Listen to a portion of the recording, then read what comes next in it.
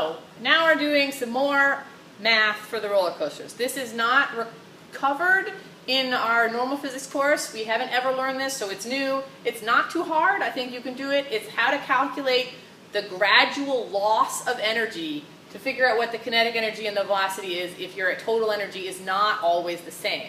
When we did basic energy, we conserved energy and total energy was always the same, so we were easily able to calculate kinetic energy. Now we're going to drain the energy away.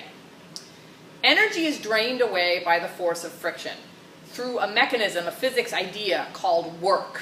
It's a crummy word because we all think work means like how hard stuff is, or I have to do my homework. Work in physics means something very specific. It means a force times the distance the force moves something along that's parallel to the direction of the force. So if it's not parallel, if like there's a backwards force and the force is forward, it's the backwards force and the thing moves forward, like friction, the marble is rolling forward but the force of friction is actually against it, that means I lose energy, which is what's happening here. If there was a forward force and the marble is moving forward, I would gain energy. That is really not happening here, so we're not going to talk about that. The equation for work is force times displacement. Force times the parallel distance. And the force we're going to deal with is friction. Now, you can do an experiment to find the amount of friction, which would be great. Or you can just say, yeah, we're going to have a set force of friction. I would suggest that the force of friction is about 10% of the weight of the marble as an easy way to do it. You can get more points for figuring out what friction really is, and what friction really is actually changes depending on where the marble is on the coaster, and we'll talk about that when we talk about force diagrams. But for this part, we'll just come up with a constant force of friction, a constant drain of energy on the marble that's going to be about 10% of the weight. So first we have to figure out the weight. The weight, which is also a W, sorry about that, is equal to the mass times the acceleration due to gravity. All along I've been using 10 for the acceleration due to gravity. I'm going to keep doing that to make my life easy. So I take my mass of 0.005 kilograms, multiply it by 10, and I get a weight force of 0.05 newtons. I'm guessing, which is not true, but I'm guessing that the force of friction is 10% of the weight. So that's 0.1 times 0.05 newtons. And that's going to give me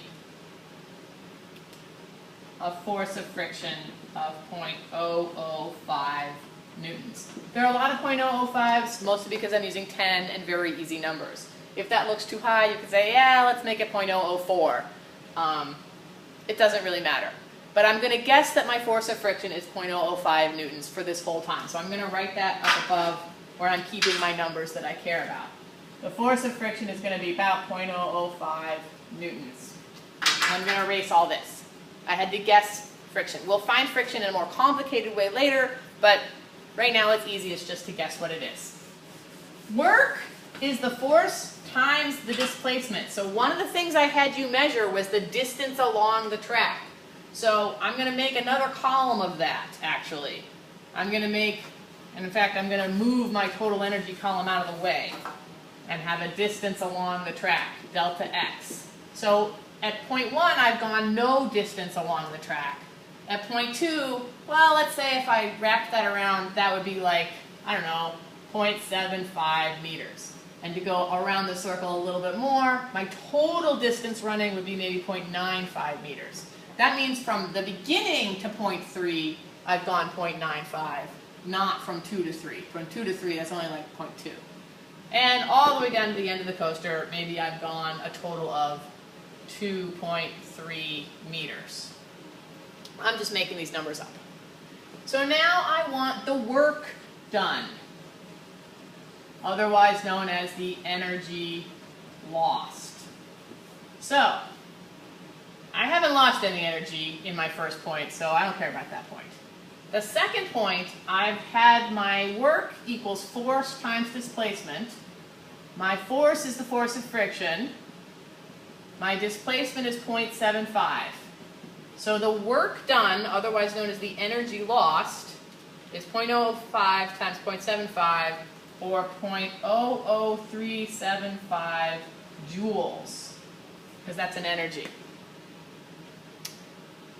For the next one down, I want the energy lost again, and you can do it one of two ways. You can say I have my force times the distance from the beginning, which is fine, or you can say or you can do like the additional displacement here and do like kind of the additional energy lost. I'm just going to keep going with this number because that makes it easy. If I were doing this on a spreadsheet, I would want to take all these numbers and put them in a spreadsheet formula and calculate energy. So I'm just going to do 0.005 times 0.95, which is going to be the energy lost since the beginning of the ride, just like that last one, and that's 0.00475 joules. And at the very bottom, 0.005 times 2.3, I've lost 0.0115 joules the whole time. Now, just to check, this number, the total energy I've lost, is a lot less than the energy I started with, which is good, because if your energy is more than the energy you started with, you have a problem mathematically, because so where did you get that other energy? So now that I've got the energy lost, I'm going to recalculate the total energy. The total energy in the beginning is the GPE plus the kinetic energy, which I know is 0. And I've not lost any energy, so it's 0.75 joules. At point 2, it was 0.75 joules, but I've lost 0.00375 joules. I've lost some energy. So my total energy is my original total energy minus the energy I've lost. 0.075 minus 0.00375. So that's going to give me a different number here. Less than my total energy. My total energy is not going to be all the same number like it was at the basic energy calculations. It's going to get smaller. For this one, my total energy is 0.075, my original energy minus the energy lost.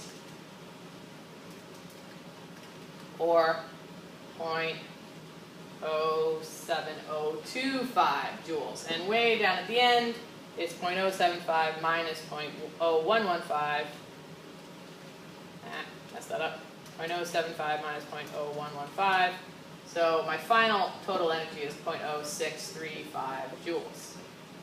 Then when I want to use the total energy and the gravitational potential energy to calculate the kinetic energy, which I kind of do just the same way, instead of always having the total energy be the same number and subtracting the gravitational potential energy, now, like my last total energy is 0.0365, it's less. So the kinetic energy for the last point is going to be this number, the total energy, after I've lost energy, minus the gravitational potential energy. I'm going to get less kinetic energy at the end, and I'm going to get less velocity than I did when I did this calculation in the basic energy video.